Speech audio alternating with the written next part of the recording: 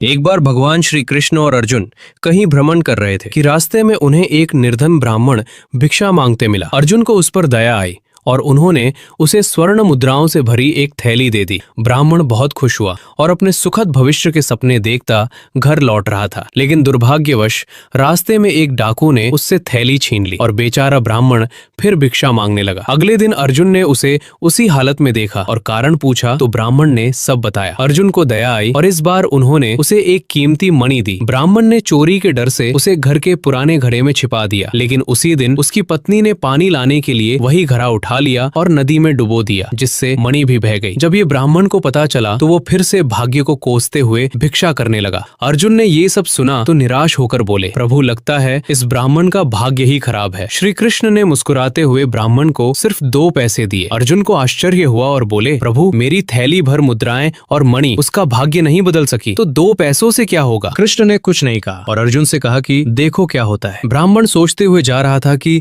2 पैसों से तो पेट भी नहीं भर सकता, प्रभु ने इतना छोटा दान क्यों दिया। तभी उसने एक मछुआरे को देखा जिसकी जाल में एक मछली फंसी थी और छटपटा रही थी। ब्राह्मण को दया आई और उसने 2 पैसों में उस मछली को खरीदकर अपने कमंडल में पानी भरकर नदी में छोड़ने का निश्चय किया। जैसे ही मछली ने जल में प्रवेश किया, उसके मुंह से वही कीमती मणि निकल गई जो घड़े से बह गई थी। ब्राह्मण खुशी से चिल्लाने लगा, मिल गया, मिल गया। तभी संयोग से वही डाकू वहां से गुजर रहा था जिसने उसकी थैली छीनी थी। उसने ब्राह्मण की आवाज सुनी और डर गया कि कहीं ये राज दरबार में उसकी शिकायत ना कर दे। भयभीत होकर वो ब्राह्मण के चरणों में गिर पड़ा और क्षमा मांगते हुए सारी लूटी हुई मुद्राएं लौटा दी। ये सब देखकर अर्जुन विस्मित रह गए और बोले, प्रभु जो कार्य स्वर्ण की थैली और कीमती मणि नहीं कर सके, वो आपके 2 पैसों ने कर दिखाया। श्री कृष्ण मुस्कुराए और कहा, हे अर्जुन, ये अपनी सोच का अंतर है। जब तुमने उस निर्धन को थैली भर स्वर्ण मुद्राएं और मूल्यवान माणिक दिया, तब उसने स्वार्थवश मात्र अपने सुख के विषय में ही सोचा, किंतु जब मैंने उसको 2 पैसे दिए तब उसने